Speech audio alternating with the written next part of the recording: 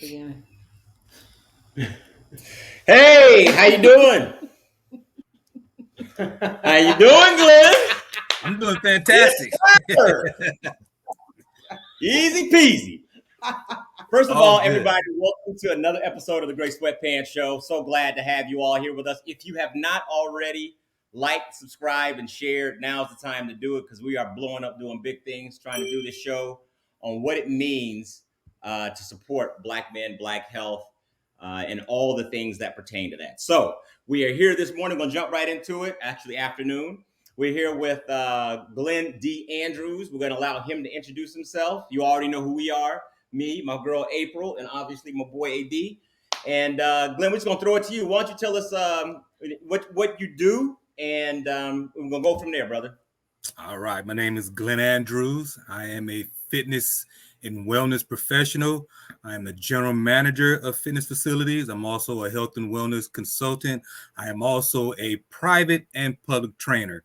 I've been training professional athletes over 25 years, 10 years certified, and the last 2 years been working with minority baseball prospects, trying to get more young black athletes, young black baseball players into the Major League Baseball. So hopefully that's going to turn around, and here soon we won't have a lockdown, but my focus right now has been on baseball and a little less football. Grew up in Southern California, Southeast San Diego, where we have a study we're doing later on where they want to know what's in the water, because we had several Heisman Trophy winners from within that 10 square mile of where I grew up. Okay. Another month from now, and we'll talk about that later, I'll be speaking in San Diego, maybe this way, or I'll be flying out to talk about men's health there, because Marcus Allen's oldest brother, Harold Allen, just had a stroke. And Mrs. Allen want all of us who are still connected in health, wellness, the medical field, to come out and speak on black health, black men's health as well. All right. So Glenn, I know Glenn. I met Glenn through the gym that I work out at. So he's the general manager there. And what's really interesting is like the day that Glenn told me how old he was, my head blew up. Like I know black don't crack, but you got to tell everybody how old you are. All right, I will be 59 years old this year. So 50 is that 59 in Canadian? Or what's the conversion on that, brother? 59. What does that mean? I'll say 59 in alpha dog years. Now 59 in American years.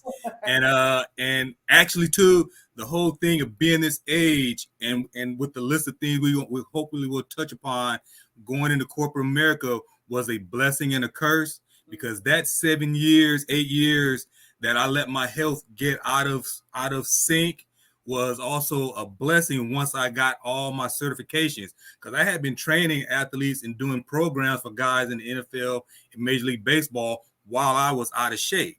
And it's one of the little things that I learned once I left that side of corporate America and went into supply chain logistics and understanding how to put your health first. And it's not just for aesthetics, it's what it does for you internally, spiritually, intellectually as well. right. Okay, well, trainer, nutritionist, dietitian. We're gonna jump into some real quick questions, some topics, maybe a little bit rapid fire. The first thing I want to talk to you about and throw it to you: eating for nutrition versus eating to be full. Let's start there.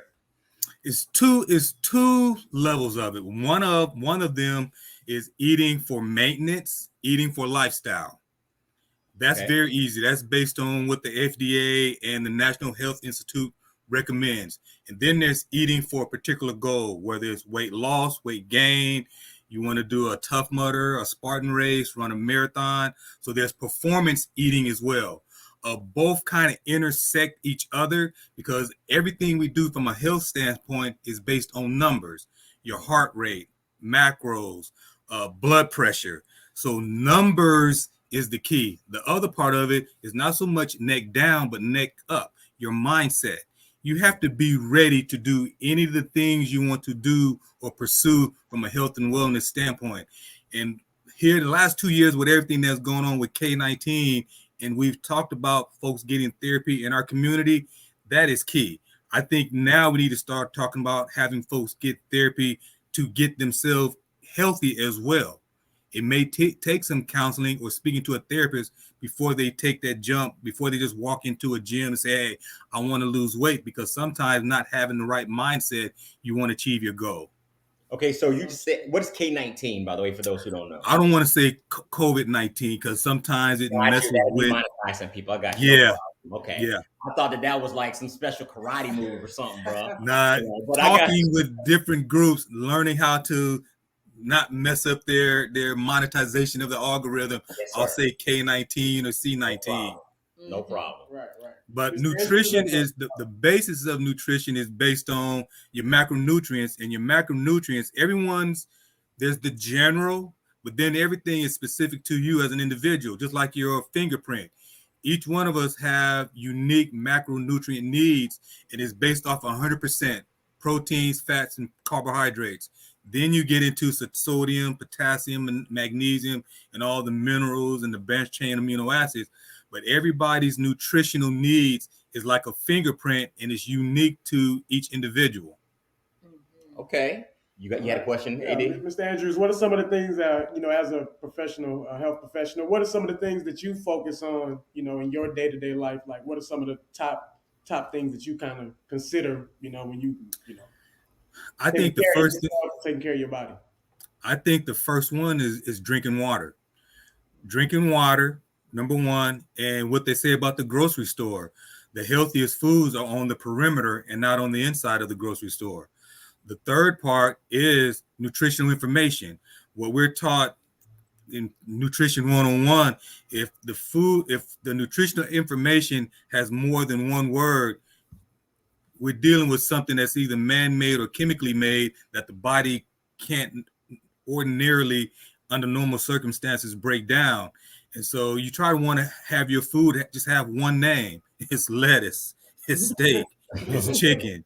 It's not Raisin. Well, I don't want to clown on Raisin Bran, because I'm working on a client and he sent me his macros and I saw Raisin Bran, cheesecake, Corona, a Starbucks, Lotto, something, and he wanted to gain weight. And when I looked at just a snapshot of his day, one, his sodium level and sugar level was too high, and two, to gain weight at his height, his calories were too low. And he was having insulin spike. And so recognizing that, depending on what your profession is, you literally can eat for your profession. If you drive a truck, work in a warehouse, you definitely need more carbs, more protein, and sleep. If you sit at a desk and on a computer, you need less carbohydrates, because the carbohydrates is your energy, and you're sitting on that energy and not doing anything with it. So you literally can eat for your lifestyle and your occupation. So after a certain age, though, like, things change. So after, like, we're talking about men after 35 and even women after 35, like, obviously the way your body starts to break down things is different. And, with physical changes, let's say we're talking about somebody who's like deciding now after 30, like after 35, and you're a man and you're like, hey, I want to start a lifestyle, a nutrition lifestyle for what I do. But you've been in the habit of eating bad for like 15, 20 years. How do you help someone gradually get into eating right that's not going to shock them or cause them to just quit? Because I know that's what happens a lot of times. I use the Pareto rule, 80-20. 80% clean, 20% whatever they want. But I need to get that first snapshot of what they're doing in a week, from Sunday in the morning until Saturday in the evening. And then I'll just show them the numbers. Right? With MyFitnessPal, you literally can look at what's working for your body and what is not working for your body. And if your goal is to lose weight at a certain weight and height, or to put on muscle, these are the things we can tweak. I don't necessarily pull away all the foods you enjoy, because a lot of the foods you enjoy not only have an effect on your body, they have an effect on your mind.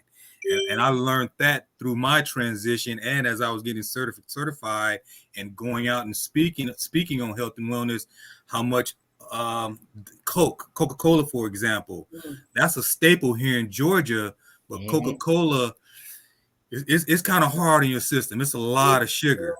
And so I wouldn't want to take it all the way, but maybe maybe drink it a little bit less, but let me replace it with something else. with BioLite or lemon juice or tea with less sugar. So someone just starting out who's been living a certain lifestyle for such a long time, it's a gradual change. But I like the Pareto rule: 80% clean, 20% whatever they enjoy. Because if you're doing the work, it shouldn't be a punishment. It should be a reward for doing all these things on the other side. Mm-hmm. Now, you mentioned something earlier, and I'm curious to get your take on this. Obviously, you talked about the ingredients that go into something. Yes. Now, we know that a lot of the food that we eat, matter of fact, if it's out sold publicly, it has to be regulated by the government. It's a FDA approved. So my question to you is, how can a person interpret nutritional guidelines if they're eating lettuce and cheese, and that's one thing, and it doesn't have one word in it? Like, how can they know that what they're eating is good? How can we interpret those guidelines? Every food that is made for public consumption has nutritional information. Everything, and it breaks down what minerals they're made up of, where they fit into the spectrum of proteins, carbohydrates, fats, how much sugar, how much salt. Are they high glycemic? Are they low glycemic? So every food in the United States fits into that realm. And the FDA, I think they started really regulating and having food labels, I want to say the early 70s, late 60s. So food information now, what we do now is virtually new. It is virtually new, but all the information has been out there because of the demand of the consumer. But even with governmental regulations, right? We know that, people talk about big pharma as far as medicine is concerned. People talk about, chicken. Like there's like 4 or 5 chicken sellers in the entire planet. There's Tyson and like 2 or 3 others. Purdue. Purdue, yeah. So they have an interest in making sure things with their lobbyists are regulated a certain way. Is that something that for us people to be concerned about as well? How those things are regulated by the government? Because like you said, Coke is hard on you. Yeah. And they still sell that. Yeah. So what about that as far as governmental regulations? Yeah, it's really a fine line, because there's a level of, even using the word organic. My mom and dad grew up Alabama, Oklahoma, where they had chickens, cows, grew their own food. That now is considered organic, which is just naturally living on a farm. And so we're dealing with marketing and promotion, and what we know is healthy and what we know is good for you.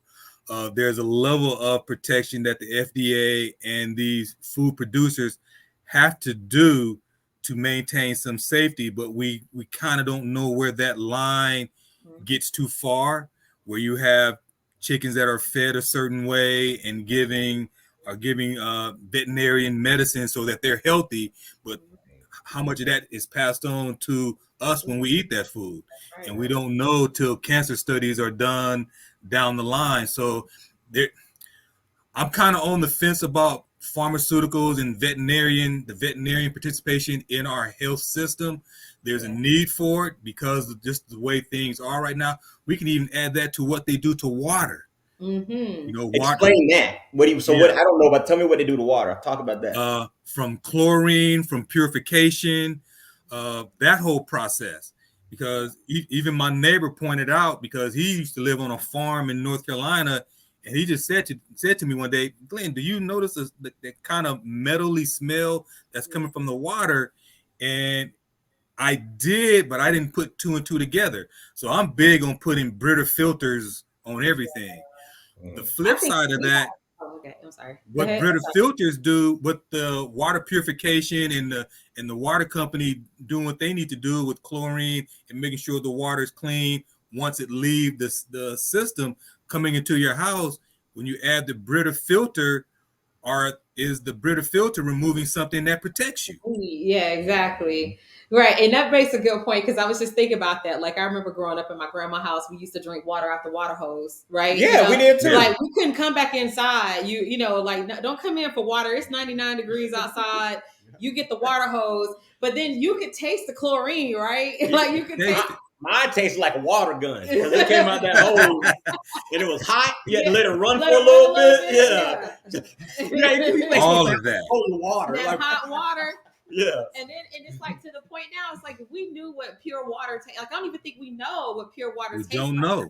So, because my grandmother's well, she had a well, but it was sealed up for as long as I can remember. Right. So Mhm. I'm curious, like, you know, and I'm big on like survival shows too. Like, so when people are like drinking water out the creek, I'm like, what's in it? It's some flesh eating Mhm. bacteria we don't know. So the point is we just don't know, and it does mean something to think about what is in the water. And you make a good point about if the Brita filters, because I have them as well, are they taking out what we need? Exactly. So, and then just onto that, you know, just kind of piggybacking off of the governmental regulations and nutritional guidelines. I'm thinking about now there's this big push on healthy foods, right? So there's plant-based foods. And Yeah. so we're thinking that plant-based food means they have to be good for you, right? They have to be better for you. Than eating meat. And eating meat. And I don't want to call out the business because I mean she's doing a great job, but I went to had an event at a place that was vegan, and the food was delicious. It was a bomb. Yep. It's delicious and it's all vegan. Yeah. Mhm. But I'm thinking to myself, Man, spinach ain't supposed to taste like ground beef. It's like, how did you? That's magic. How? Like, how did you this do that? not be good all the way good for they Right. manipulated this plant so much to have the texture of meat, and then there's so much sodium that goes into it to make it taste, or you know, to taste like meat or grilled Yeah. meat. So like think like just want to talk about that too, the healthy Yeah. foods are unhealthy. Yeah. You know what? This I would say that is kind of been the blessing as I'm getting older, because and being a trainer, because I've just about tried everything outside of the pharmaceuticals and steroids. That's the only thing, and HT, because I didn't have the need for doing testosterone replacement. And so everything else I've done, vegan, vegetarian, smoothies, the cleanse, I've done it because I've had clients who have done all these things. So if for me to do it and know what works and what don't work, if they're doing it, I now know. The other thing I've learned too, getting older, and early in my life, I love steak, chicken, turkey, ribs, soul food, collard greens, neck bones, Need it. we can hit that too. What is hog maws and all that good Chitlins, woo, make it chitlins, all that. Because and I hear these guys like, well, that's the slave food and that's bad for you. But me being a nutritionist and understanding food, a lot of what we call slave food was fatty food, but it was natural fats, which lends itself into a ketogenic type of diet. You know, so now on the vegan side, what I would say about almond milk, now, and I'll hit that too. Almond milk is not milk; it's almond juice. It's almond juice. So a lot of the stuff is a play on words, and food is smell, color, and sight, and it works. That's part of our human nature. That's true. So for them to make I think it's the black bean patty that looks like a hamburger and it tastes like a hamburger, I say cool. If it works, go with it. Because one of the things I'm learning, I think the human beings need to eat a certain way at certain times in their life. From birth to 4 or 5, breastfeeding. 6 up to puberty, all the foods, the 5 food groups. And if they're getting into sports, eating a little bit more healthier. 25 to 35, maybe pulling back on your red meat, your proteins, depending on your activity. If you're an athlete, you may need those proteins for your recovery and your carbs for your energy. As you're getting into your 40s, 50s, and 60s, not as much red meat because the meat and the proteins are slow digestive in your system. And so the vegetables and fruits digest quickly and the nutrients are ready for your system. So if you're getting older, you want that energy. You don't want your body spending that much time digesting food. And that's something I personally have learned over the last, I say 10 years, because I don't eat as much meat as I used to, the T-bones, the big Atlanta Brave tomahawk chop on the barbecue pit. And I'm like, whoa, I got a lot more energy. What's going on here? I started doing the smoothies. I got one of them industrial blenders where I just throw vegetables in there with some fruit and a little bit of cinnamon and a little bit of turmeric and black seed oil for the joints, which works as well. And drink that. And not only do I have energy throughout the day, I'm not really hungry. And so getting older, unless you have the demand where you need that much protein and meat, you can adjust your diet a little bit so your body's not spending that time digesting food. Because if you notice, most folks, when they get 45 to 55 and they start eating a lot of meat, the first thing they got to do is grab that beer and go to the lazy boy, and they almost snoring, falling asleep. That's true. And I just want to say that if there are any industrial blender folks out there who want to sponsor the show or sponsor my boy Glenn, we will mention your name. Yeah. So go ahead, don't fake the funk. I'll give you the name of the two good ones behind the scenes. Exactly. Y'all gotta pay us for that. After. And so smoothies, smoothies work, but everything in moderation. You can do too much smoothies because the digestive system is meant to break down food. So if you're just drinking it, that's a process that your system is not going through. You talked about smoothies, and you also talked about energy, and we also talked about like the effects of what Black men are usually plagued with, later, and that's high blood pressure, hypertension, and we know that sugar is the enemy.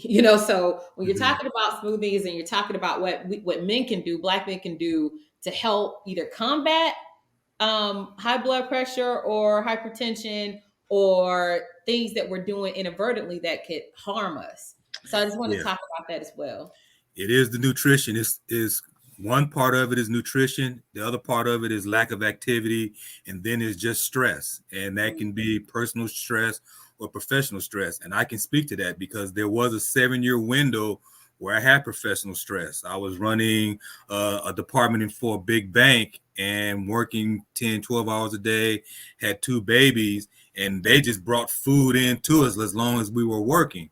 Well, I went from about 195 pounds to 250 pounds in a 7-year window. And I neglected going to the doctor for my regular checkups. And so I was in the boom and bust of banking. And when the bubble burst and I saw it coming, I knew I needed to get out of that industry, which I did. And I finally went and got a physical and did all the things I needed to do.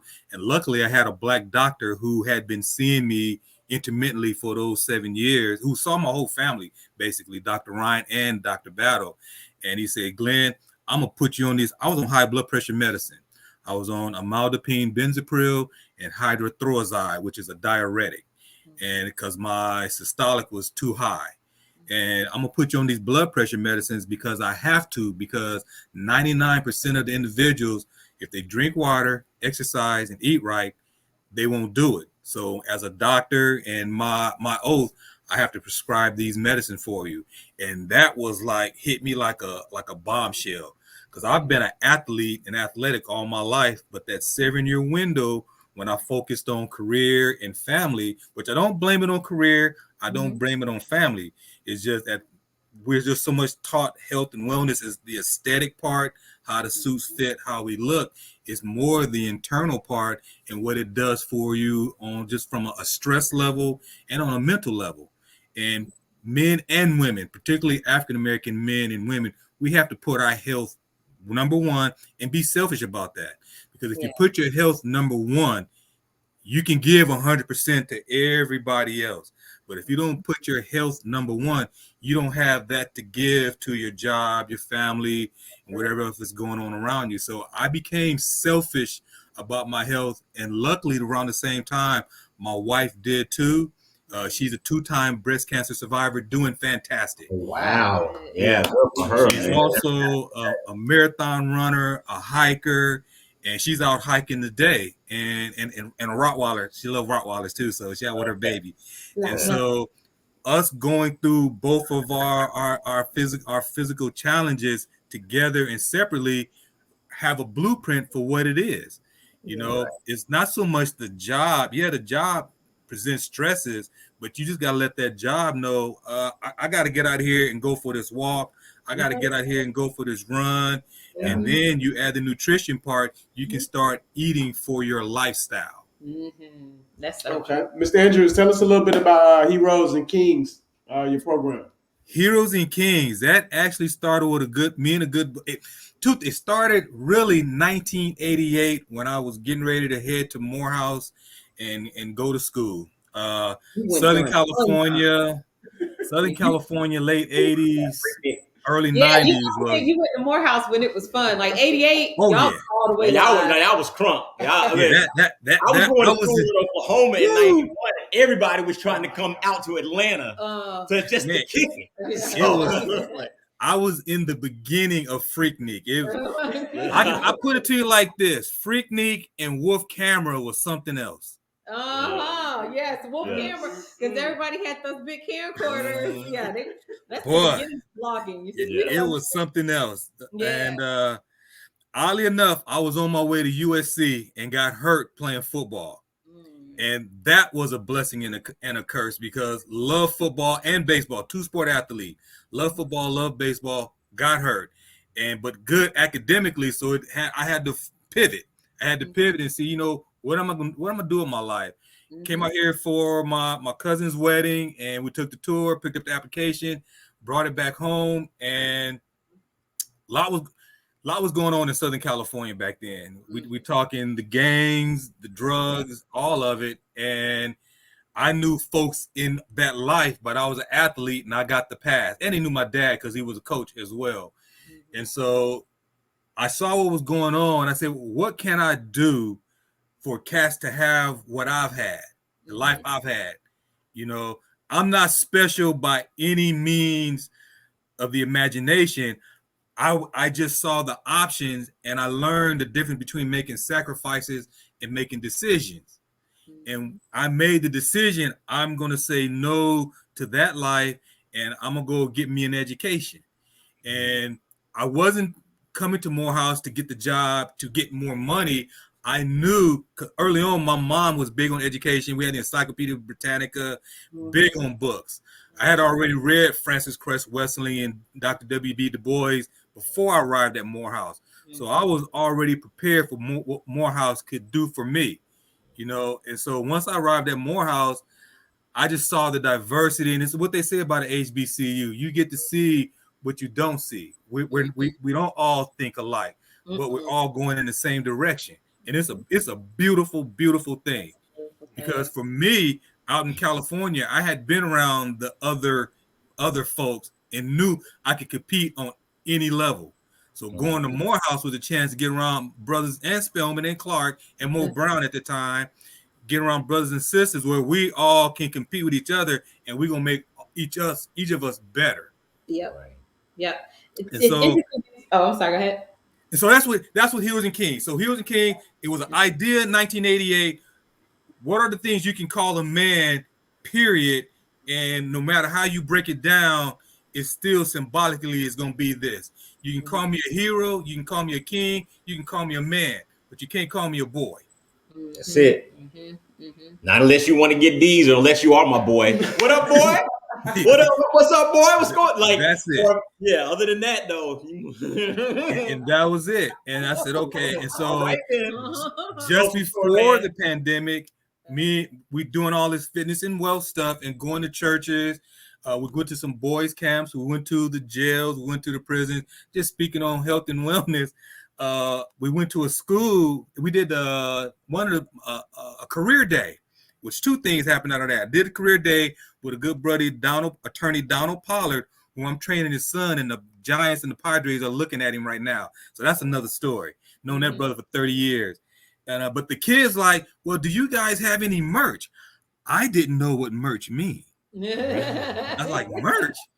And I came home and asked my son and daughter, who was still at the time, like, what is merch? And my daughter, Dad, that's merchandise. Oh, like hoodies and shirts and hats. She said, yeah.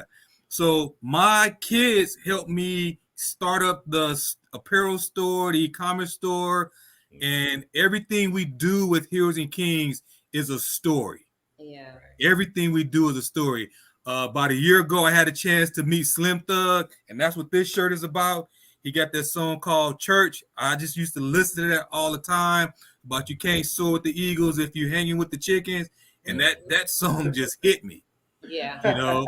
And so Heroes and Kings, the stuff we do in the store has to have a connection to a story. It has to be like that 5-minute elevator pitch. What does that shirt mean? What does that hat mean? What does these shoes mean? What does these socks mean? And so that's real important to me. Yeah. I love that. Now there's 3 things that I want to try to hit on, hopefully, before we get you out of here. Okay. And you can take them in whichever order you want to. The first is I want to talk to you because you mentioned this very early on in this conversation about changing your behavioral modifications. When I was looking at your bio, I saw that you have like an ACE fitness certification, Yes. something like that. So that I want to talk to you about what behavior modification, what training is concerned. I also want to talk to you about functional training. Yes. Over 35, and then I'm going to talk to you about What is that? a little sex. No. So I want to talk about that as well. Yeah. You know what? Yeah. That's fantastic. That's fantastic because each 4 sets up the sex part. Okay. American Council of Exercise, I got a certification to be a personal trainer. Okay. Now I had been training folks since 1990.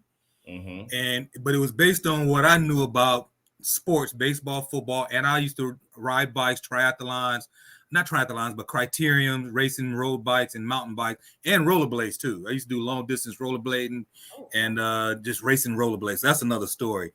That's that California life. That's that California stuff all day. Yeah, and doing that stuff, I understand kinesiology and how the body works. And so looking at someone like Tiger Woods, too much golfing and baseball does not need a lot of weightlifting. What they need is yoga and Pilates. They need flexibility because your great golfers, Arnold Palmer, Lee Trevino, Mickelson, they don't look like bodybuilders. They have form. And my daughter was a golfer, and I picked up on that quick. You know, the swing is not about power. It's about flexibility and form. And so that's the personal training part, looking at the human body, understanding the 3 body types, endomorph, ectomorph, and mesomorph.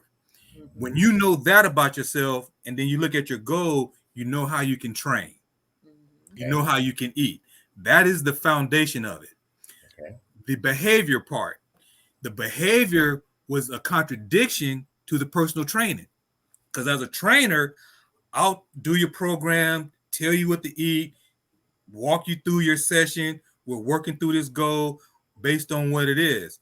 From the behavior standpoint, I can't tell you what to do. I can't tell you to quit smoking. I can't tell you got to exercise. I can't call you and FaceTime you and tell you to put that Coke down. What I have to do is give you suggestions and behavior modifications for you to come up with quantitatively and qualitatively why you shouldn't drink Coke at work and you should make better choices. And so luckily I got my CPT first, which you have to, then I did the functional training next, and then I did behavior, and then I did nutrition last.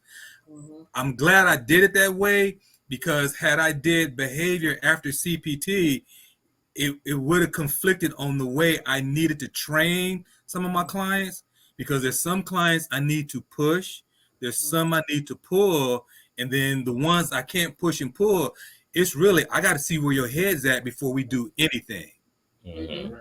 Will you turn down a client if their head's not in it? Yes. Yes. Yeah. And I have done it. And it has been close friends too. Close friends. I have had a good female friend who used to run track, and I tease her because she's AKA too. But she used to run track. Yeah, not Alpha Kappa, Pink and Green.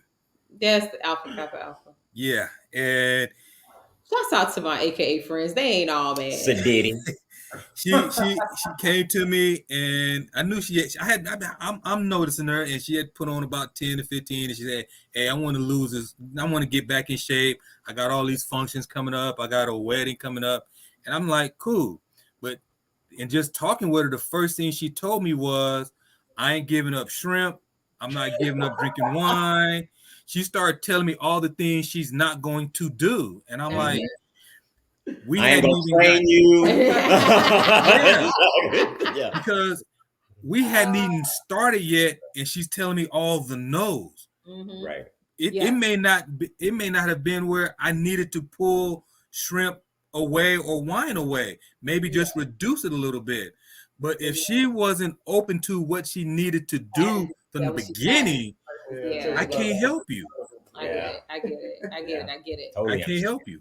Yeah. And then functional training. I will dare say functional training and more cardio is better, is more efficient than a lot of weightlifting. Now, I've done powerlifting. I dabbled in not bodybuilding early on, and got myself up to almost national level powerlifting at 195 pounds. That's hard on your body. Look good, but you have to train heavy to lift heavy. And it takes a lot of time, and you got to eat a certain way. There's getting in shape for maintenance and just everyday living. What I would say is functional training is better, because looking at what just took place in the last 2 years, that disease hit most folks from a cardiovascular standpoint. That's right. And the main number is your beats per minute and your heart rate, which leads itself to more movement, a little bit more running, a lot more cardio, and training aerobically. And functional training allows you to do burpees, do battle ropes, do sandbags, calisthenics, sneak in some running here and there, and give you the best of both worlds. And is the reason why I like functional training more than just centralized weight training if I'm not working with a bodybuilder or a football player, because functional training, you have to think about the movement and be kind of coordinated, and you're not so much thinking about how difficult it is and how taxing it is on your cardiovascular system or your anaerobic system. You're trying to figure out how I can do this battle rope, jump back up, run, do this pull up. So you're looking at it choreographically versus how it's taxing you physically. And within 30 minutes, I done got your heart rate, you done burned about 1,000 calories, and you're done. Right. Because functional training is more efficient. Right. Okay.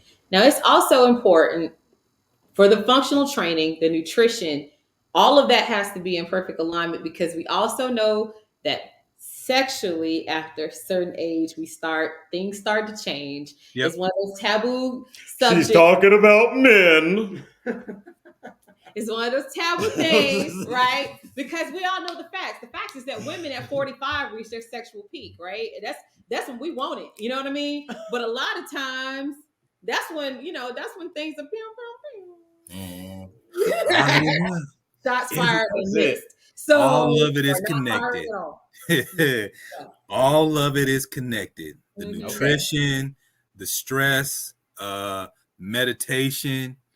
Teddy Pendergrass Teddy Pendergrass, after he left Harold Melvin and the Blue Notes, he has this one song where a man just got to go someplace and just be by himself. And you men, you need to meditate. Just go somewhere and just be by yourself. Get your head in the right space. Nutrition, and that's just for women as well. Yeah. Maybe some music, not hitting some of that hard trap stuff in me, my NWA and any of that stuff. Some jazz, some wine every now and then, and a cigar. Sometimes you need to take your mind down and get yourself in alignment spiritually, intellectually, and personally, because it does have an effect on the people around you, and particularly your significant other. So how do you eat and train for sex? Everything is tied together. Eating clean, that 80-20 rule. 80-20 is on the sex side as well. Okay. It's in your performance at work, because it's all physical performance. Okay. It is all physical performance. Mhm. And I put it to you like this.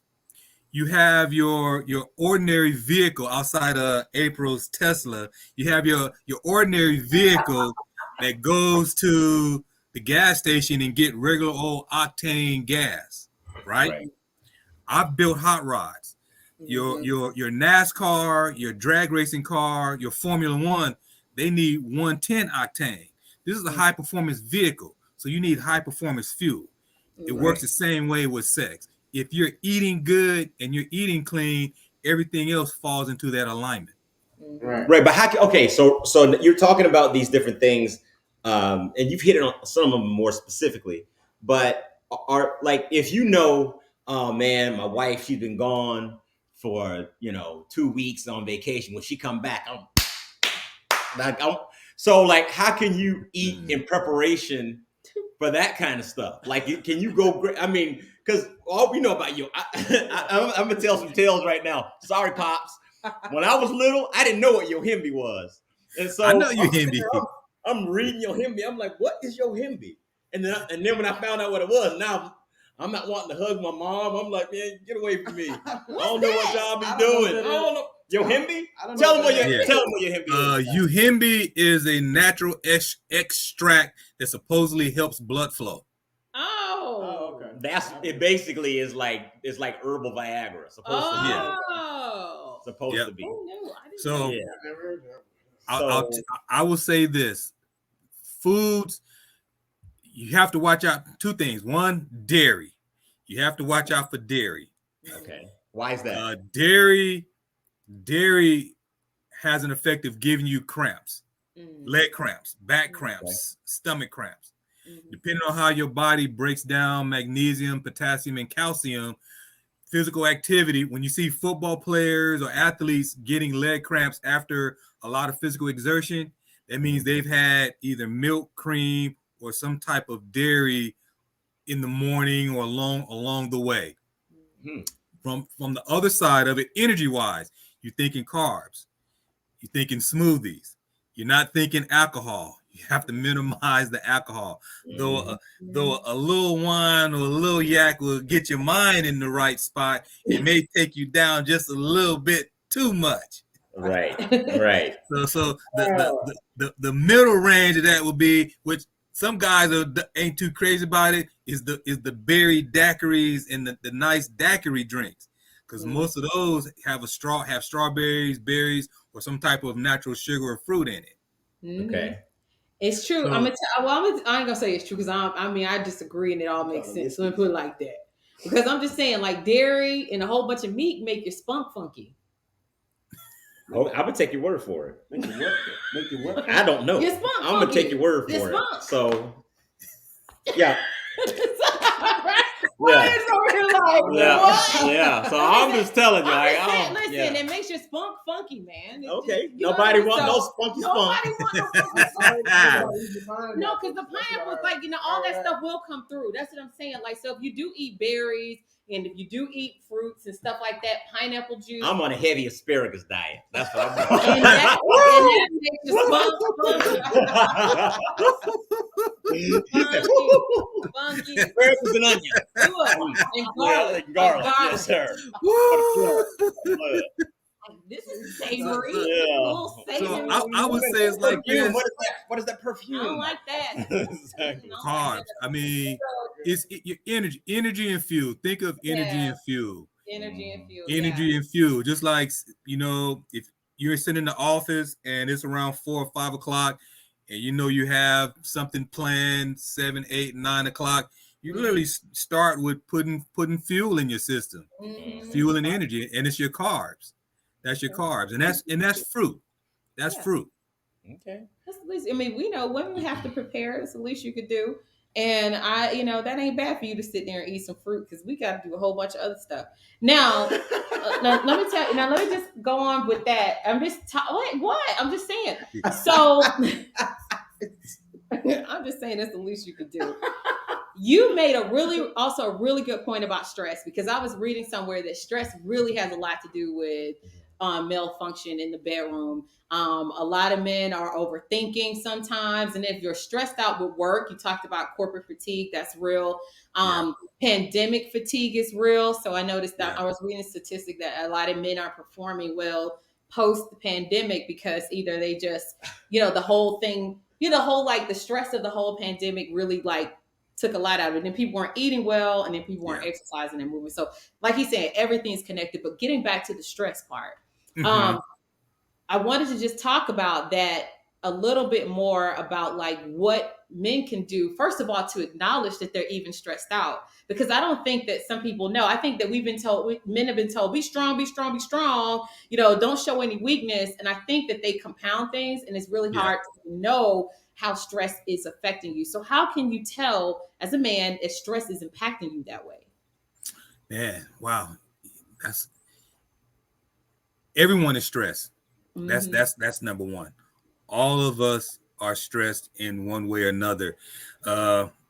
You need a supporting system. You really need a supporting system, and you need to reach out too. I think for me, and selfishly, and just my personality, I'm more of the person trying to check on folks, and I'm an outlier. I recognize that I am an outlier. I'll put it to you like this: I'm an outlier and a sadomasochist. I can take pain, and I'm comfortable in that space. It allowed me to play football and allowed me to move in that way. But on an intellectual standpoint, I do recognize all men are not like me. I'm not special. I'm different, and I'm an outlier. And my son is the exact opposite. Though he's a physical specimen, he gets quiet when things bother him. And so me recognizing that, I have to reach out to him. Some of the brothers at the church I used to go to, I know one brother was having a third baby at 45. He just got two, getting ready to graduate, and the wife said, "Hey, I'm pregnant." He just had a job change, and I could see how that was affecting him. So I reached out to him. So that's the sad part. We don't have enough individuals who pay attention to each other to say, "Hey, you know what's going on with you?" Yeah. And I'll tell you this too. I was running a facility in Glenwood, and I had a young lady come in and say, "Hey," she knocked on the door and she said, "Hey, can I use your phone charger? And I'm getting ready to get on the MARTA." And I asked her how was she doing, and I just asked her how was she doing, and I was going to turn around and go back to do what I was doing. And when I asked her how she was doing, she was honest and said, "You know what? I'm doing terrible. I'm homeless. I got kicked out of my house. I don't know what I'm going to do from the next moment to the next."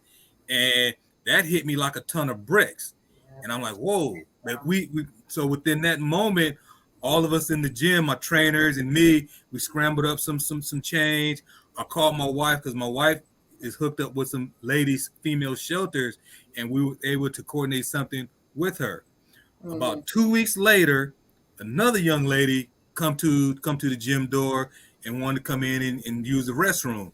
And I asked her how she was doing. And this time when I asked her how she was doing, I waited to see what she was going to say. And here again, a second situation with a young lady who was in some dire straits. So now, which I'm doing this now the last 5 years, when I ask somebody how they're doing, ask the brothers I know how they doing, and people around me how they doing, I'm looking at them and waiting for that answer. And I'm looking at eyes, I'm looking at body language, because I'm good at that. And I can tell when folks have something going on with them. And I'm not no doctor, I'm not no therapist, I'm not no psychiatrist, but I will listen. Yeah. Well, I just want to say, how you doing? Yeah, how are you? Man, I'm doing fantastic. I think God has blessed me. I'm not religious, I'm spiritual, and I'm on Romans 8:31 all the time. All the time. And he's given me a gift and gave me a purpose, and he gave it to me a long time ago, but I didn't get it. But now I get it. And I'll tell you, I get it thanks to a good friend, Malcolm Jamal Warner, because we were talking one day, and he was just looking at all this stuff with Cosby, and he just has a little girl, in COVID, and he got his new show, and he had just talked to Felicia Rashad, and that's his second mother, and I could still see with everything going in this conversation. I'm like, bro, it's gonna be all right. It's gonna be all right. Understand your frequency and your vibration. And when I had that conversation with him, and we was tossing around frequency and vibration, we all have it. We all have it. We just have to use it. You use it for good intentions and use it correctly. And that's what I'm gonna do to the end. That's amazing. Well, before we get out of here, I just want to give you an opportunity to once again tell people about Heroes and Kings, how they can, interact with you. If you have any social media, let us know what that is. Shout us out real quick. Yep. On Instagram, you can go to Glenn D. Andrews. That's the personal training stuff. And I like to post up kids stuff and some of the baseball players and folks I'm training. On Heroes and Kings Instagram, I just put up stuff in the store and little stuff that the kids be creating, and somebody will say something to me and we'll do a shirt. The one I just love here lately is God Engineered. That one was just so fun to me. You can get me at heroesandkings@gmail.com or GlennDAndrews1@gmail.com about training. I'm doing H&K next level training. My whole formal dining room was turned into a weight room. I got a bar park in the back. I'm big on calisthenics, so I'm training here at the house. So if folks want to privately train, I have the athletes come out here. They have to worry about paparazzi and entertainers. They have to worry about that. So privately, they can be trained and get it in. Have to worry about somebody bringing in cameras and social media and that kind of stuff. In a month, I'll be going down to San Diego, or we'll use technology and speaking at the Lincoln High Alumni Health Association Men's Health Forum. It's in conjunction with the Allen family, Marcus Allen, Damon Allen, good friends of mine. Their brother had a stroke, and over the years, we've had a lot of the guys between the ages of 50 and 60 dealing with a lot of health issues. And I'm in this realm and in this sphere, and I'm come down there and give my testimony. Well, that's a beautiful thing. I just want to tell everybody who joined us this evening, afternoon, that is, thank you for tuning in with us. I want to thank you again, Glenn, for being with us. You guys, we're going to have another show coming out in the next couple of days, and then I'm going to let you all know what we're going to be doing and other announcements. You can follow us at the Great Sweatpants Show. Like, subscribe, share, because we're doing this not just for ourselves, we're doing this for you guys too. We want you all to live better. So you can follow us there. You can follow April at April_ATL. You can follow AD at KingAD_ATL, and you can follow me at Comic John L. Adams. Thank you guys. Thank you again, Glenn. Appreciate you. Love you, brother. And Glenn, thank you guys. For you when I come back to the gym on tomorrow. Tomorrow's Monday, right? Yes. Woo, yeah. It goes by fast. Anyway, I got something for you on behalf of the Great Sweatpants Show. And want to thank you again. We hope that you know that this is what this is all about. Conversations with men. We talked about, talking to each other. I'm learning now. Being an ally for Black men. We ally for y'all too. We love you. Yes, I appreciate that. Thank you. So I just wanted to make sure that, again, we are all about, opening up the dialogue and having like just real good conversation and candid, truthful conversation so that we can definitely help someone else. And we want to thank you because you've definitely been helpful today. Thank you so much. Appreciate you, brother. Salute. Appreciate y'all. Yes, sir. See you later. All right. All right. Bye-bye. Thank you. Bye, y'all. Thank you.